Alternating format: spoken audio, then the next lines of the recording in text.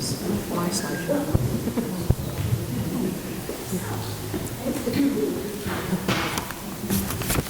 So we're going to get underway. A heartfelt welcome to the GTEC Crisis and Hope Town Hall. I'm Arden Henley, and my co-host Tom Hetherington over there, Tom.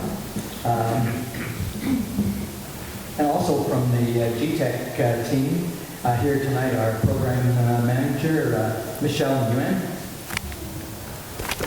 and board member Todd McGowan, our marketing director and on camera, Ken Lapp, and former CBC reporter and sometime blog poster on GTEC, Bill Stobin, he'll be also covering tonight's meeting from a journalistic point of view. So we'll have some record of this, and you might see him taking a few pictures. If you have any sensitivity, by the way, about being on camera, please let us know, and we'll refrain. We are going to videotape the opening, including some comments from our guest speakers, comments and song, and then we'll turn the camera off. So yeah, you needn't feel concerned that we're filming the whole thing. Well, we also would like to begin by acknowledging that we meet tonight on the unceded lands of the Musqueam, Squamish, and Salitu peoples. And we give thanks for their care and stewardship of the land over countless thousands of years. We'd also like to acknowledge the support of the Vancouver Foundation and the Kitsilano Neighborhood House, who has provided the space for us to meet tonight pro bono, free of charge. And I left out our security man at the door when you met, Matt Fisher, and he'll be joining us a little bit later.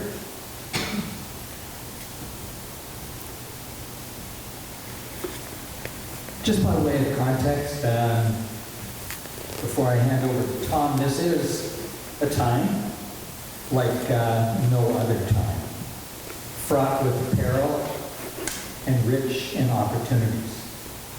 It's a time like no other time because we recognize we've been on a 300-year fossil fuel binge, and we're going to have to stop.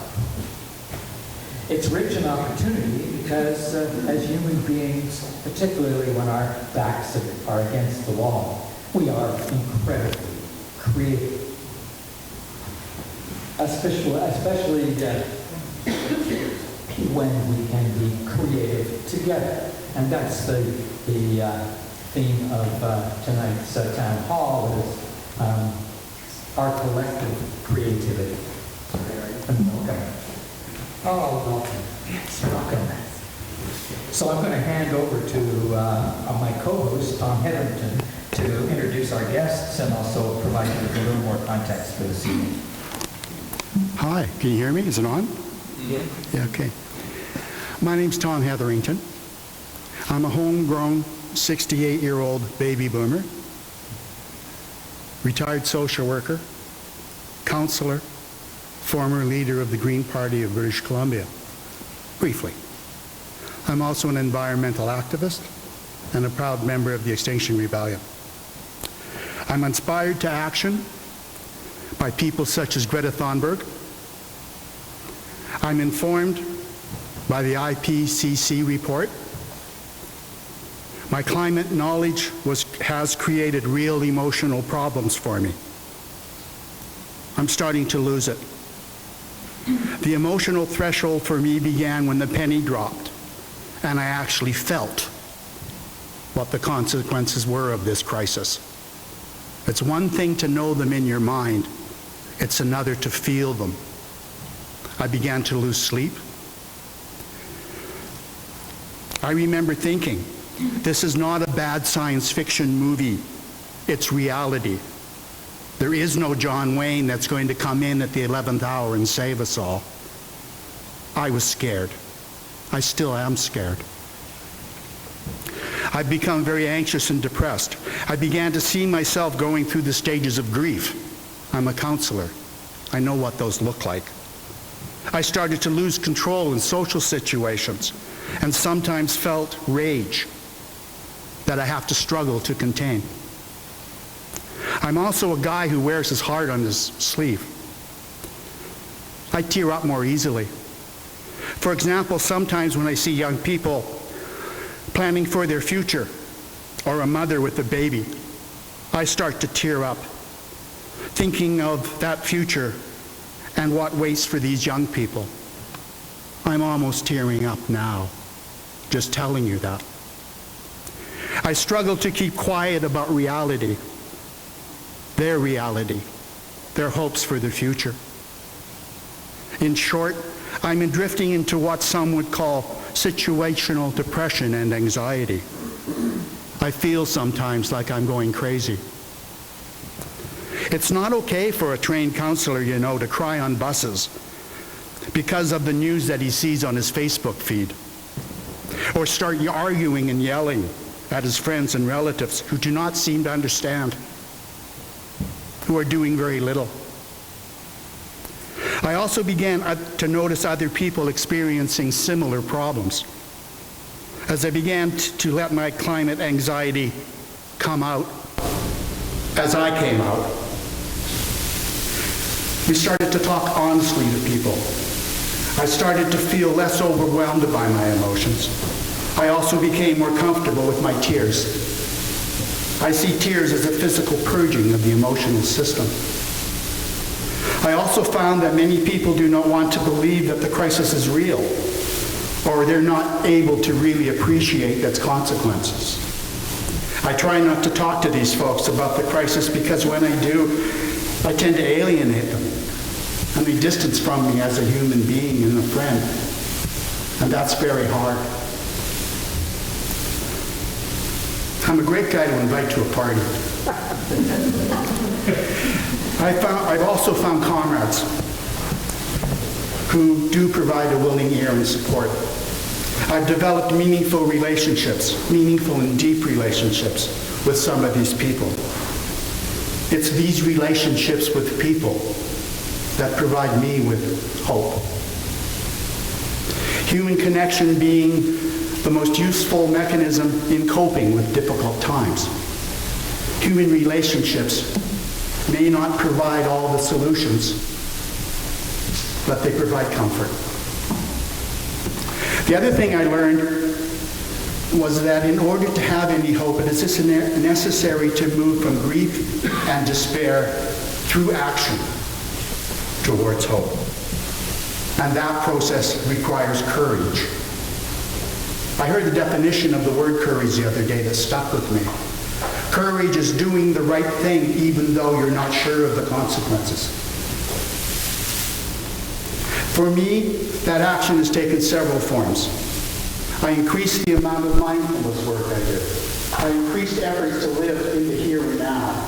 And sometimes that means scheduling activities and turning off my phone and just trying to forget about it. Just trying to find a little peace.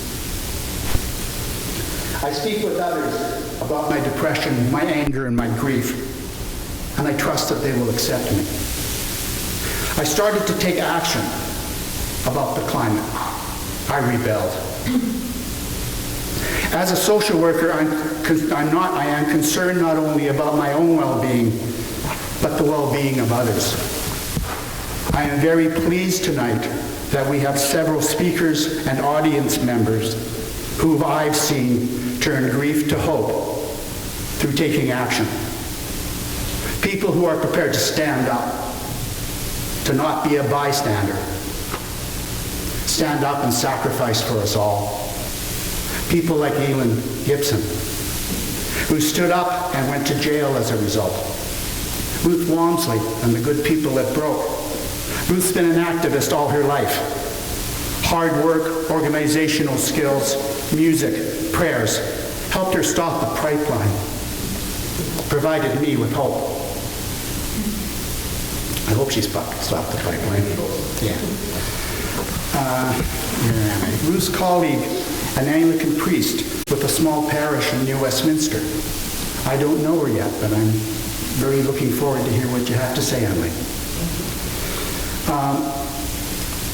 I honor my fellow rebels in the Extinction Rebellion and remember those brave rebel arrestees like Mayan,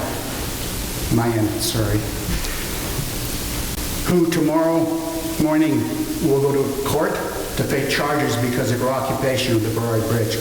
Thank you. I honor the rebels in Washington, D.C., who today began a hunger strike. Young people coordinated 20 countries across the world, demanding change.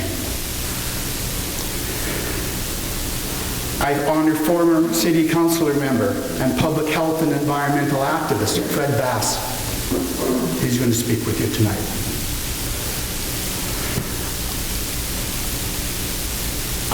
Although they didn't send a representative tonight, I would be remiss to not note and honor the sustainability teams. Yes. And the Fridays for the Future folk. These are brave young people who are on the streets every Friday. These people are my comrades. Some of them are my friends. I am very pleased that they have agreed to speak with us tonight about moving from climate grief to climate action. Thank you all for having the courage to come here tonight. Together, let us learn how to cope with the unthinkable and to come to believe another, better world is possible. With that, I would like to introduce Rita. Hello, everyone. It's good to be together tonight to contemplate how we move from crisis to hope and from despair to action. About 7 years ago, when I first learned that Kinder Morgan was planning to build a new pipeline from the Alberta tar sands to my neighborhood in North Burnaby, I responded by helping to form a community group called Burnaby Residents Opposing Kinder Morgan Expansion, or BROKE. And for the past 7 years, I've been involved in organizing and participating in numerous rallies and town halls and other events which have been designed to increase awareness and mobilize resistance and hopefully influence our decision makers to reject this project. It's been a long struggle and it's not over yet. There's a high potential for burnout on the part of all of us who open ourselves to the full magnitude of the planetary crisis that we are facing right now. And all the more exhausting for me is the polarized tone of the whole climate struggle. It is one which is grounded in an us and them worldview that pits people against each other and alienates people. And I find it very exhausting. In response to this, I found myself seeking an alternate and a more spiritually grounded response to my activism. As a Quaker, my spiritual tradition involves gathering with other people in silence. And it occurred to me about 1.5 years ago to start holding silent meetings up on Burnaby Mountain instead of protests. And for the past 1.5 years, we've had 18 of these silent meetings on Burnaby Mountain. We started out meeting just outside the gates of the tank farm, and over time we've migrated to meeting just outside the watch house, which is not too far away from there. It's within full view of the Kinder Morgan tank farm. And if you've never been there, it is in the middle of the most beautiful forest with the sounds of birds and the wind in the trees. And for those of us who gather there, we can't help but feel how poignant it is to be grounded in this beauty, and juxtaposed to where we are is this tank farm, which represents the fossil fuel agenda of expanding the tar sands and putting at risk everything that we love and are trying to protect. So meeting in that particular place is a very, adds a lot of poignancy to our meetings. These meetings, which we call Earth Witness worship meetings, are open, inclusive, and public. They are Quaker-inspired in that everyone who comes is encouraged to speak or to sing or to share if they feel so led. In the stillness of these meetings, we can become aware of a deep and powerful spirit of love and truth that transcends our ordinary experience. It can be a time of insight, of healing, and of calm. We seek in the silence to open ourselves to the still center of our being. And when we do this with other people, with a sense of common purpose, our waiting becomes an act of sharing and is often, can be a pretty mystical, wonderful thing. There's been a real sense of community and mutual support that has emerged on the part of those of us who have been gathering. And there is a kind of a core group. I mean, sometimes there's new people, but there's a lot of people who've been coming regularly. And I find it's almost developed into a kind of a support group for me. People who share my concerns and who find a lot of value in the silence. And all of us are dedicated to resisting in a peaceful and heart-centered way the destruction of what we love and hold dear. I did bring some handouts which just talk a little bit about it and talks about where and when they happened. So, sure. Okay, thank you. They'll be at the door on the way out. Thank you.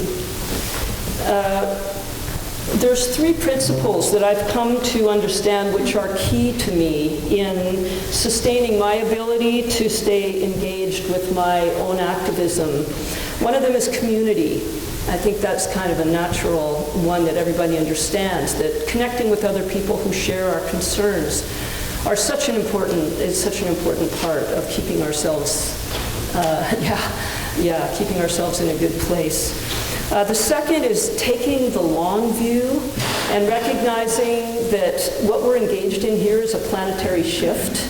And these kinds of planetary shifts have their own timeline, which is kind of a hard thing to wrap our heads around given what we're facing right now. But I still think it's true that if they have their own timeline, and we have to understand that. If we are impatient, that can be something that leads to burnout. The third is remembering that I am not responsible for the outcome. The only thing that I'm responsible for is to discern what it is that I'm led to do and to listen to my conscience and to be true to that. I personally believe very strongly that if I buy into the idea that I'm responsible for the outcome, that's like carrying the world on my shoulders, and that in itself is a sure recipe for burnout. So I just try to do what it is that I feel like I'm led to do and just leave the rest, which is not really within my personal control. And one more thing that sustains me a lot is music. And even though I have not yet made it to one of the rehearsals, I wanted to give a shout out to the Climate Choir. And the details for the Climate Choir are on the other side of that little orange sheet there. They meet every Thursday evening at the Mount Pleasant Neighborhood House, and they are dedicated to bringing climate justice songs to the streets and sustaining a regenerative culture with health and well-being, and all voices are welcome. So if you find that you resonate with music and that it feels like an action that you could take, they do a lot of showing up at protests and bringing that sense of joy and music to those sorts of situations. And lastly, I'd like to share a song with you, and it's a song by Sarah Thompson, and my dear friends Joni and Chris are going to join me in singing that. And it's a song called By Breath, and it's a song that all of us feel very strongly reflects a very deep truth, and that is our interconnectedness with each other and with the earth and with all life. And the words of the chorus are, by breath, by blood, by body, by spirit, we are all one. And you're welcome, that repeats a few times during the song, so you're very welcome to sing along on the chorus. Would it be better if we got up on their stage?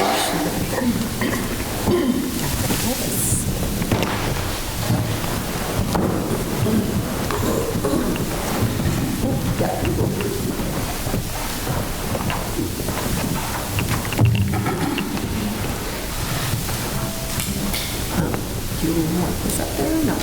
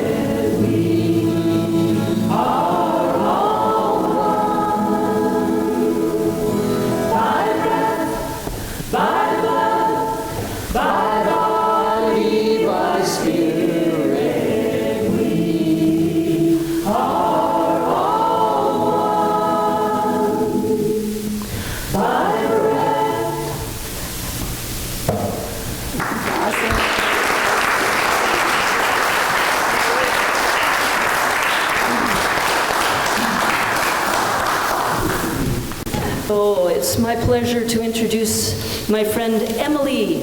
And Emily is Emily is an Anglican priest at the St. Barnabas Parish in New Westminster, and she has recently had a really amazing experience. She was invited to the synod that the Pope called in Rome, or some parallel people's synod, I guess. Yeah, and anyway, she's going to I think she came back very, I don't know what you say, full of hope and passion. And, yeah, and so she's going to tell us about that. So, thank you, Ruth, and good evening, everyone. Todo está en peligro nesta casa comum. Tudo está em peligro como se fôssemos um. Any Portuguese speakers here to correct me? It's a song I learned in the common house in Rome. Everything is interconnected because we are all one. Everything is interconnected in this common house that we share. So again, my name's Emily, born in Argentina, raised in the United States and Canada, moved when I was a young woman to Guatemala and Mexico, where I lived on and off for many years. There encountered a movement for liberation, which I joined and have been a part of ever since. When I returned, my latest sojourn for 4 years, in the middle of it, something very astonishing happened. I was elected the co-president of an international liberation theology network, which was founded after the murder of Oscar Romero, the bishop, the Archbishop of San Salvador. In 28 countries, this is a movement which unifies Christians who are struggling for liberation. So that was a real surprise. I did not expect to be elected co-president of this network. And since then, I've been to many of the countries in all of the regions where this network operates. As well, I'm a parish priest in a small, poor parish on the edge of New Westminster. Working people, refugees, retired people, families. It's quite something to be, it's quite an honor to be working in that place, which I love. It's sometimes hard to connect the two, but they are connected. And they are connected because everything is interconnected. The struggles are interconnected. The monster that we're facing is large and has many tentacles and is interconnected as well. So as the co-president of CICSAL this October, I was invited to travel to Rome, which I've never been to. We began in the garden of the Vatican, where Pope Francis, with Edna Oliveira, an indigenous leader from the Amazon region, together planted an oak tree in the garden on the feast day of St. Francis. And that was where we began this journey. I was invited to attend what was called the Common House, which were the parallel activities down the road in a large church. We gathered every day, and mostly we prayed together, we sang together, we danced together, and we listened. Our role as the invited people was to go and not bring a big agenda of our own, but to listen. And then they asked us to be resonators. And my wife is a musician who plays a guitar, and I don't know what the resonator do. A resonator takes the sound and makes it louder. So we're not speaking for anybody who can't speak. There are no people who have no voice. There's a lot of people who don't listen. I'm sure everyone knows about what's been going on in the Amazon. It's been going on for decades and centuries, and this year particularly has gotten a lot worse. My heart broke when I saw the dead anteater in the ashes. That was it. That was the point where I just couldn't bear it any longer. So this special synod was called by Pope Francis 2 years ago, and it was the special synod on the Amazon. So it brought together the bishops from all of the 9 countries that touch the Amazon, the priests and the religious sisters, and about 100 or more indigenous leaders as well. The Pope said, the indigenous people are the first interlocutors. Is that right in English? The first people to speak, the first people to listen. As I've lived in Guatemala, on and off, my last period was up in the Quiché in the highlands, in the ground zero of the genocide, where 250,000 Guatemalans were killed. And what I learned there as well was how to be present with people. And I think the greatest lesson that I took away from that experience is an understanding of how sacred everything is. I know it's not something that is just an idea in the center and the core teaching of indigenous people in Guatemala. I believe that's the shared teaching of the original peoples of this continent. And I learned that it isn't my job to become an indigenous person, obviously, but no longer or neither could I deny what I had learned and what I had shared in those communities. And I believe that what I am called to do is return to my community and to hear the call to the sacred from within my tradition. Psalm 24 says, "The earth is the Lord's and all that is in it. It does not belong to anyone." There are many, many teachings about the sacred nature of the earth.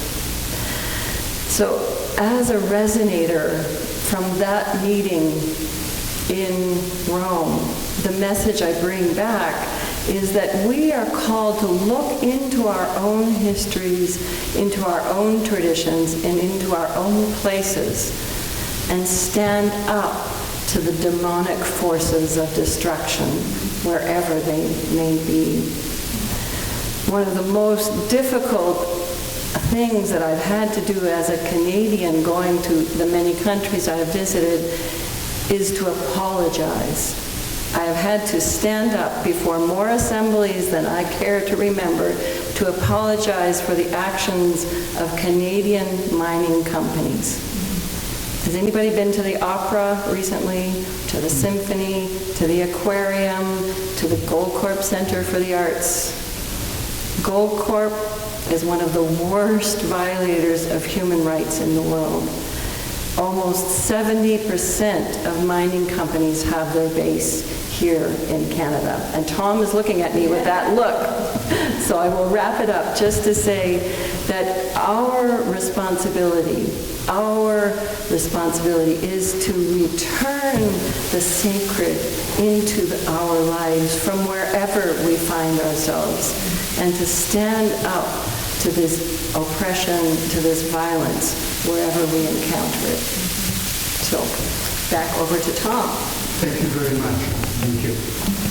Just to let everyone know as well, because I couldn't go to the Pope empty-handed, I made a little book about the places I visited and the struggles. And I was in jail too for the protesting of Bird Mountain. So I got some stories here, and if anyone would like a little booklet, here, I'll put them over on this. Here you go.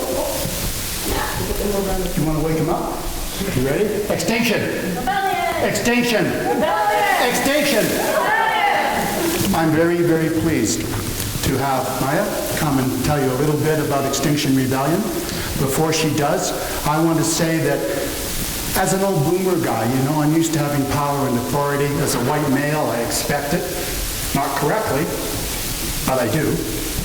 I'm just so proud when I go and I see young women and I see young people generally providing leadership, that all I can do is stand back and try and just help them the best I can and try not to get in the way. Please.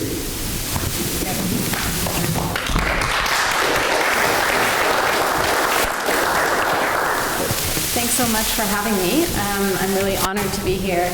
I feel, I'm not actually that young, I'm 33, but I feel really honored to be here with people who've been practicing these practices for a long time and have gone really deep with different knowledges. So yeah, I'm here on behalf of Extinction Rebellion. My name is Mayan Kreitzman. For those of you that might not know what Extinction Rebellion is, it's a global movement that's mobilizing nonviolent direct action or civil disobedience to minimize the worst outcomes in the climate and ecological crisis that we're already in. And this is happening around the world in many countries. It started in London just about a year ago and has grown pretty fast. And you may have heard on the news of people getting arrested in the middle of cities. And this is part of a rebellion. It's kind of hard to say that word because we're not used to hearing it, but it is a rebellion. It's basically a statement that says our social contract with our governments has been broken and we're no longer willing to cooperate with business as usual, which is just ecocidal and leading us into horrific futures and is already actually horrific for many species and human beings around the world today. I'm here sort of as a member of one of the working groups in Extinction Rebellion. It's a working group called the Regenerative Culture Working Group. And I think this regenerative culture concept echoes many of the things that Ruth and Emily have been speaking about. And it's kind of been packaged and purposed for us, for members of Extinction Rebellion that are going out and doing actions on the street. So regenerative culture and Extinction Rebellion is a set of intentions, practices, values that we're actively cultivating for two reasons. One is to prevent burnout because we need to nourish ourselves and regenerate ourselves as we're doing things out in the street that take a lot of effort and exact a certain amount of cost on us. And the second one is because these resilient, adaptive, regenerative cultures is what we're going to need anyways to survive in the coming decades as this world experiences upheavals and changes that are probably inevitable, even if our most optimistic aspirations come about. So a huge part of regenerative culture is making space for people to feel and share emotions like we're doing tonight. This evening has hope in its title, but as you guys have heard, we talk about grief, sorrow, in equal parts. And yeah, those are hard emotions to experience. It's really easy to go straight from denial into a sort of nihilism and completely skip anything in the middle that would resemble actually feeling your feelings of despondency, grief, really grappling with the real science that's staring us in the face. So regenerative culture is about sort of cultivating that fertile middle space in between the denial and the nihilistic despair. What do we feel in that fertile space? How do we sit in that? Hopefully with a lot of support from a community.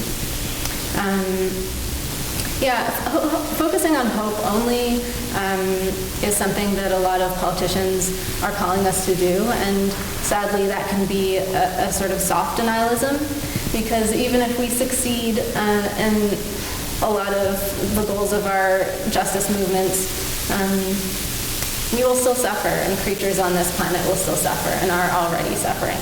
And so a regenerative culture stems from the demand to act as if the science is real, and that means that we're required by reality to really encourage a culture and a way of relating that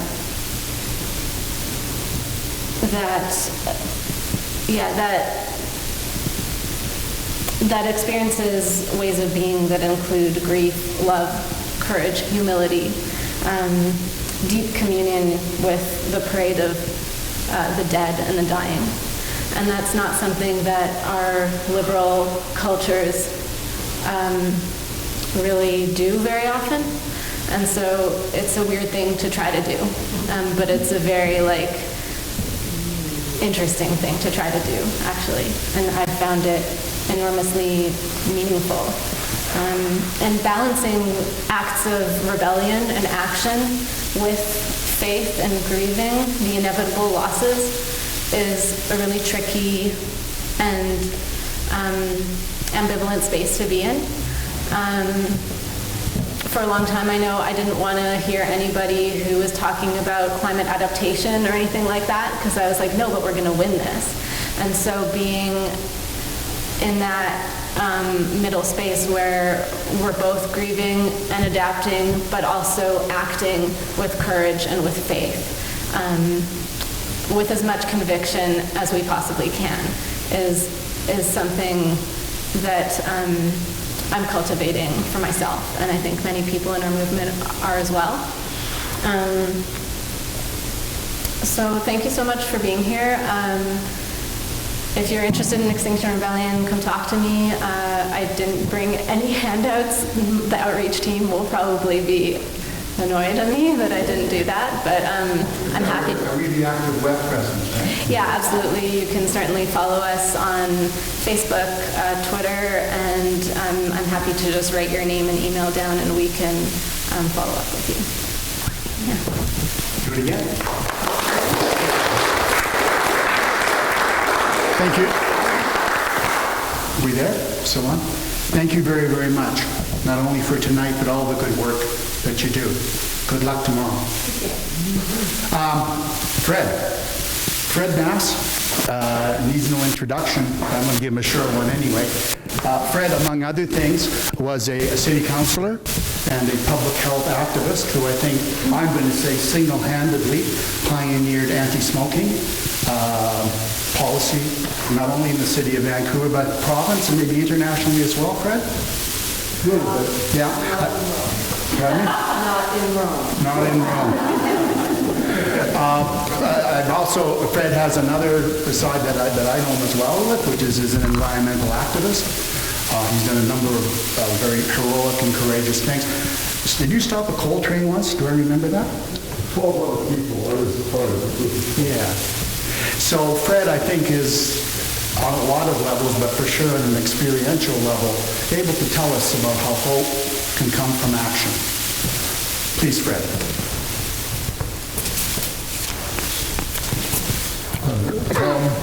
Tom and Arden, thank you very much. And thank you all for turning out here tonight. Everybody hear me? Yeah. Okay.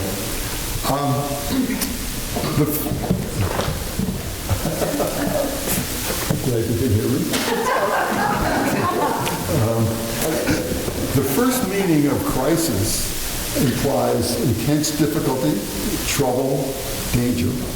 It also can be a turning point. It also can mean a turning point. Hope means wanting something to happen that isn't happening now. When something requires urgent collective action, we often expect the government to step in. However, instead of the government stepping in, it's usually a few people who initiate change. We are facing an unprecedented global ecological crisis that includes radical climate disruption, the Earth's sixth mass extinction, major loss of topsoil, and much more that is causing social and political unrest. We can respond to this crisis by taking personal and community initiatives to build resistance. My definition of resilience is the ability to bounce back from threats. To face this crisis and to enhance resilience, we can speak our truth, connect with other people, with nature, and with ourselves, join with others to take action at the community level. To repeat, to face this crisis and to enhance resilience, we can speak our truth, connect to other people, connect with nature, and connect with ourselves. And we can join others to take action at the community level. To help people speak their truth, I facilitate free, one-time eco-resilience workshops limited to 12 people. I've done several of these with Vancouver's transition town known as Village Vancouver. The workshops are described on flyers. It says over there, but they're over there. In 2020, I'll be working with Village Vancouver and with other groups to offer larger eco-resilience gatherings to address specific aspects of building community-level resilience. Thank you very much, and thank you to the co-speakers and singers who did such a beautiful job.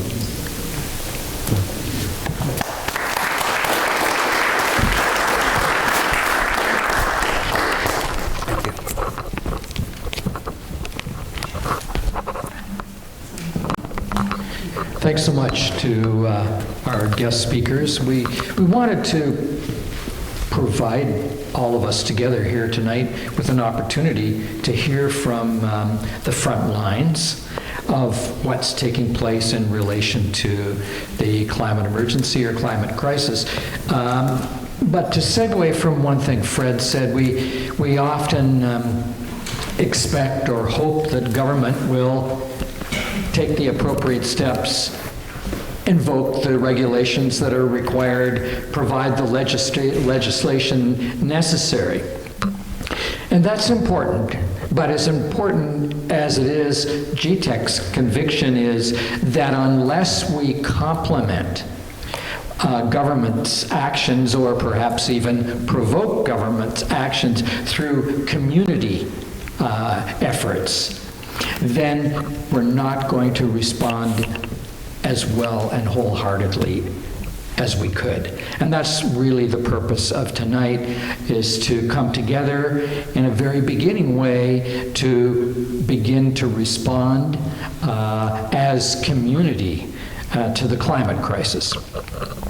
So it's now our turn to come together, and what we're going to do is break into small groups and take a little journey through a process called the Delphi, and then come back to share comments from each group, and then we'll close together with a song. So that's so. First of all, the process is very simple, and Michelle will provide each group with instructions and a pad of paper and markers. But the instructions are very simple, really. First of all, when you get together, share your ideas about each one of your ideas about how community can respond to the challenge that we face. And the idea then is that the one person in the group will collect everybody's ideas. And what we found through experience doing this process is many people will have similar ideas, and the team will then put those ideas into what we call piles. So similar ideas go with similar ideas. That's part 2. And then the third step, for each pile or cluster of ideas, we'll ask you just to make a very simple action statement. So it's a 1, 2, 3, and I've done this many times, so I'll be available to any group that has any questions. You have the instructions, as I mentioned, and also our guests will distribute themselves among the groups as well. So I'm going to number you off by 5, so if you'll just start with 1. 3, 4, 5. 1, 2, 3, 4, 5. 1, 2, 3, 4, 5. 1, 2, 3, 5. 1, 2, 3, 4, 5. I'll float. Be a butterfly. Do we vote? 1, 2, 3. 4, 5, 1. Good, okay. So group 1 will meet in this corner. You can just take your chairs with you. Group 2 in this corner. Group 3 in this corner. Group 4 in this corner. And group 5 in the middle. So larger circle, please. It's a wrap, so pull back together into the large circle. So the plan at this point is to have each group report back.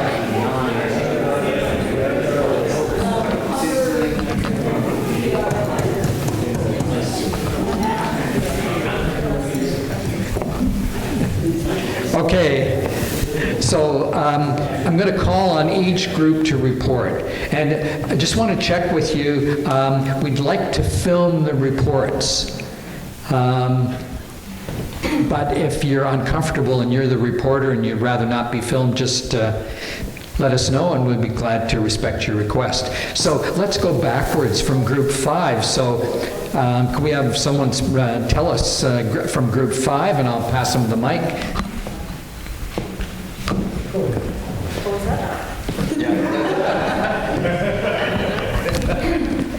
Hi, I guess I came late to group 5. So we had a great facilitator. Walter took notes and we organized and put headings. So we have 5. We have a new one. 5 major categories. One is educate across the divide.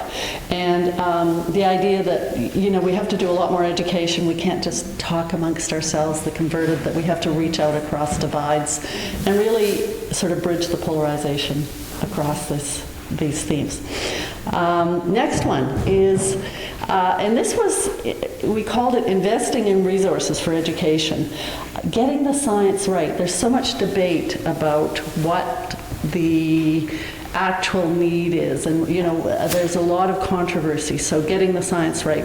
So this was things like resources for education, providing tools for monitoring our ecological footprints, giving people real resources to learn more about this.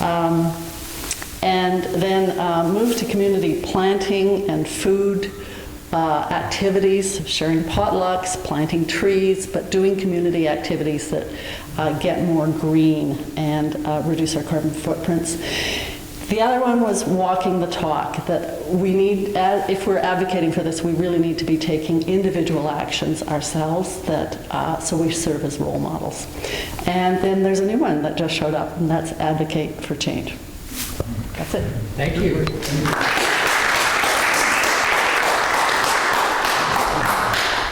I'm the representative for Group 4. I'm going to attempt to narrow down all of the things that people said. And I think we have 4 categories. It may turn out to be 3 or 5. We'll see how far we get.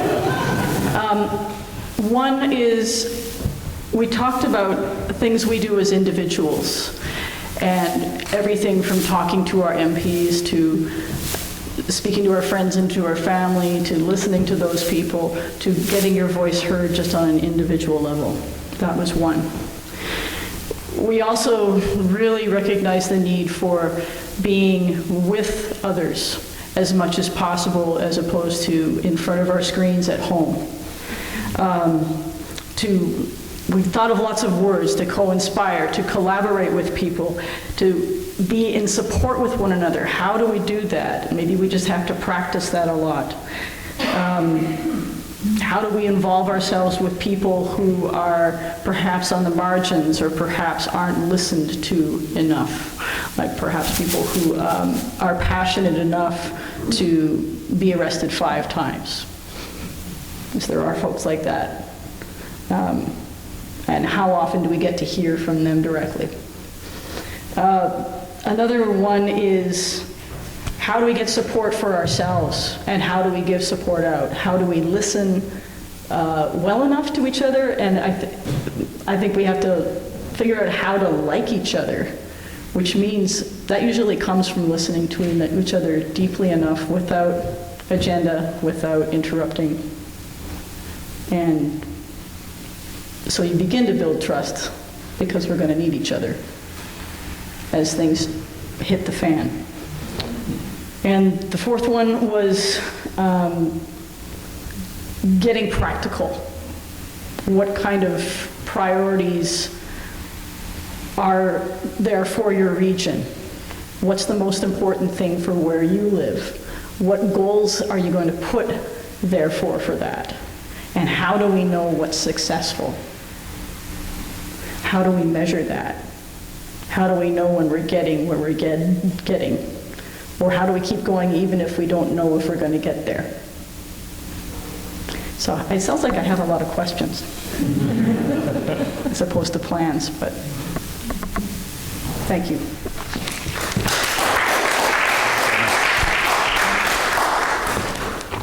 All right, so a lot of our group along the lines of what people have already been saying.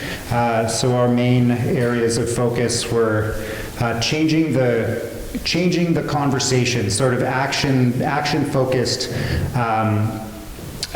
conversation around, yes, we know we have all these problems, and especially for our young people today, they're just being hammered and hammered. Our kids are being hammered with, this is happening, and this is horrible, and this is horrible.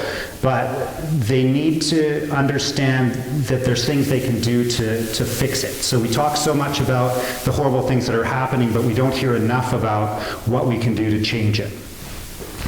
Also, we have direct democracy, so civil disobedience and getting engaged, putting yourself on the line to stand up for what is right, engaging your community in that, and the other part of that is gathering your community. So what can we each do within our own communities to start to bring people together, whether that's spiritual gathering, because part of this that was mentioned earlier and has been talked about is there's a real mourning process that's happening right now. We have, for so many generations, been destroying our planet, and now we are seeing the fruits of our labor, which is very, very negative. And so there's definitely a sadness to that comes along with the need to stand up and do something about it. A couple of the ideas that we had, one would be something like a climate or community climate cookout, where you could start a community engagement, because food brings everyone together. It's a great way to meet new people and a great way to engage your local community. And also events that are, Fred, I've forgotten the name of what you called it right now, but resilience training for your community. It's sort of similar to earthquake training, or what you're going to do in the case of an earthquake, but resilience training, so how your community can get involved in adapting to what's going to be happening in our very near future and what is happening already. Am I missing anything else? You're doing a pretty good job. Does that kind of cover our topics? All right, who's group 2?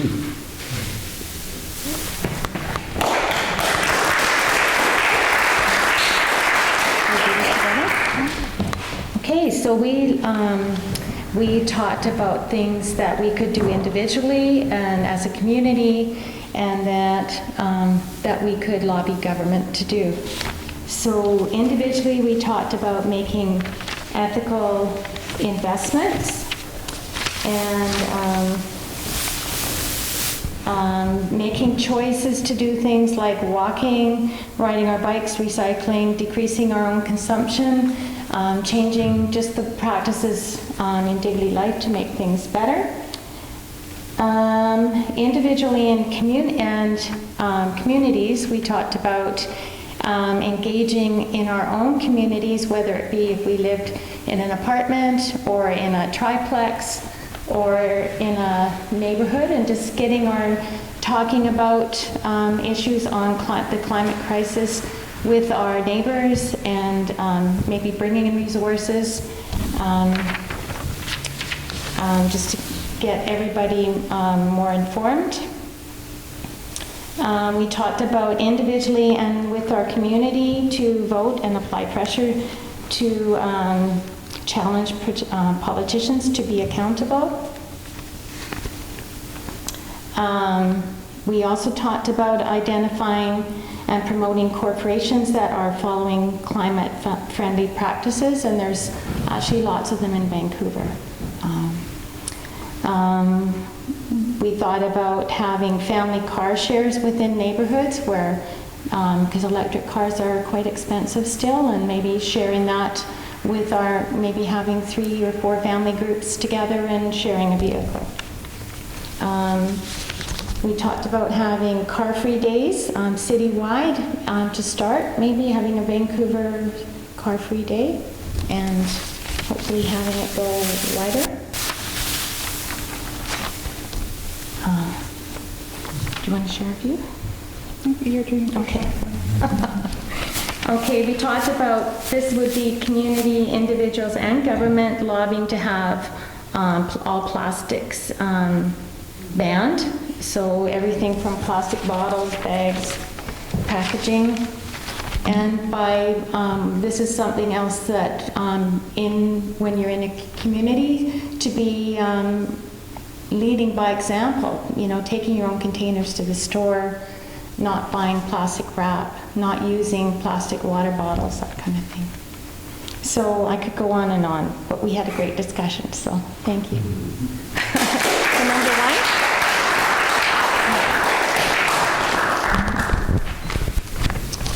1? All right, we were group number 1, from Lynn over to Kathy. And we ended up with 4 overarching categories. They are practices, education, disrupting, and developing resilience. So, and all of those can be taken on a micro or a macro level, so either personal or on a larger community level. So under practices, you wanted us to do 1 action item for each thing. So the overarching one was moving away from using fossil fuels. That's the main thing for practices that we identified as an action item. So that would include not driving gas cars, eating less meat, reducing plastic, using renewable energy, that kind of thing. And then under education, I guess the micro one would be having a conversation with someone who doesn't agree with you. And on a macro level, it could be like advocating for change or lobbying your politicians for greener, more sustainable practices. And under disrupting, our action item was closing down the Nestle water in Hope. Yes, right. That's a very one that we all resonated with, or the idea of having a general strike was also popular. And under developing resilience, there was a resounding "Take Fred's workshop." That was our action item.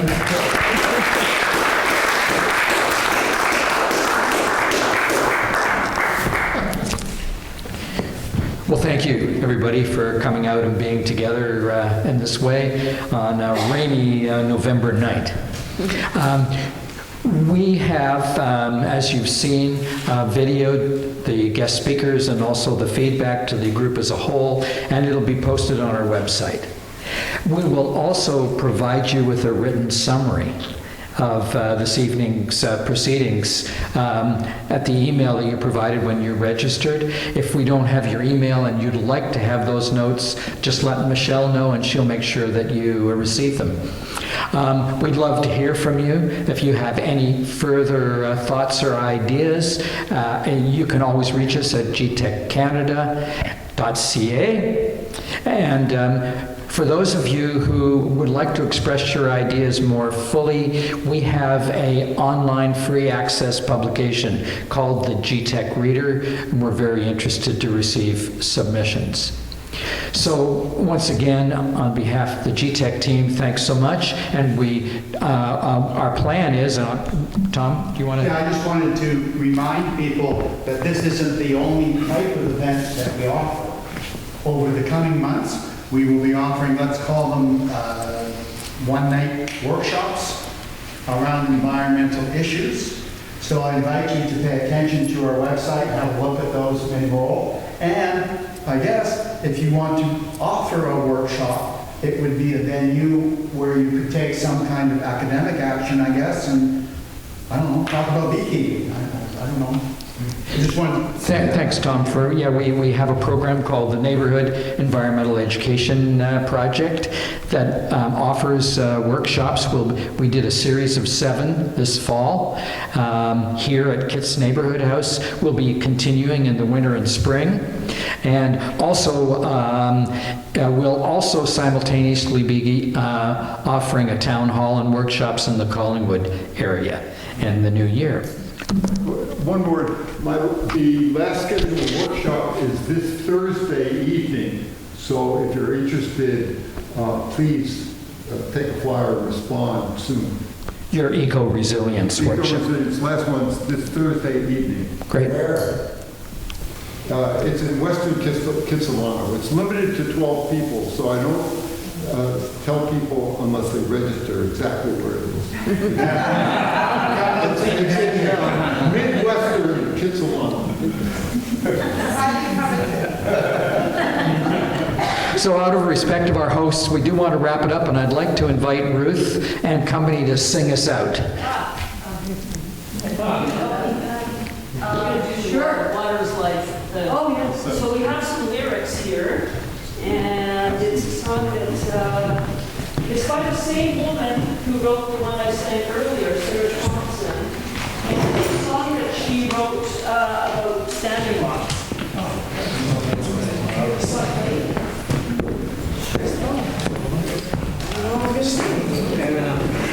Well, the musicians are getting ready. I'd like to invite everyone to come to New Westminster. 2 o'clock this Sunday afternoon, we have something called the Sacred Singing Circle, led by Patty, myself, and another singing leader, Caitlin Ridingback. And it's an opportunity to sing to the darkness, is what we're calling this. So we do it every month, the last Sunday at 2 p.m. up in New Westminster. Look up St. Barnabas Church. Yeah, they were supposed to be sort of double-sided. Would you hold the microphone? There's lyrics and then there's some information about the song. So just make sure you have a copy of the lyrics. Can you introduce the chorus? Yeah, so the chorus is Minnie Wachoni Sing. Minnie Wachoni is the, I believe, Lakota for water is life, right? Yeah. Minnie Wachoni Sing. Water is life for everything. Did you want to introduce? Did you want to say something else? There's another phrase there that says mitaku ye o yasin. And if you're someone who doesn't like melody but just likes to kind of chant, there's a way that you can just kind of chant mitaku ye o yasin, which means all my relations. Right. In Anishinaabe, I think. Right. And which means everything that exists on the earth, the sky, the rocks, the air, that are all our relatives. It's all connected. It's all connected. Yeah. Can we stand? I think it would be nice to stand. Sure. Yeah. It might be nice to stand even sitting for a lot. All my relations come, every nation come.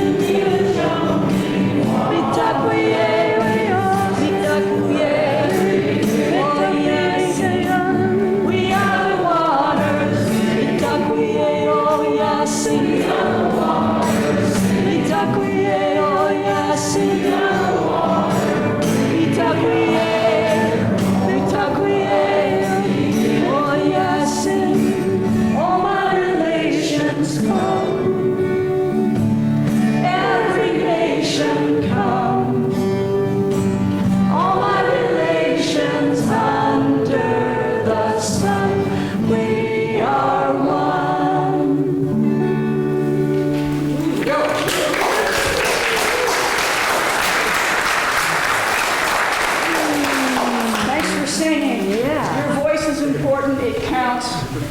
Awesome. Never stops, never stop. And I just want to say a special thank you, because I came tonight and I showed you what was in my heart, and you heard it. So thank you very, very much. And I hope to see you again in the streets. Thanks, Tom. Thanks, Tom.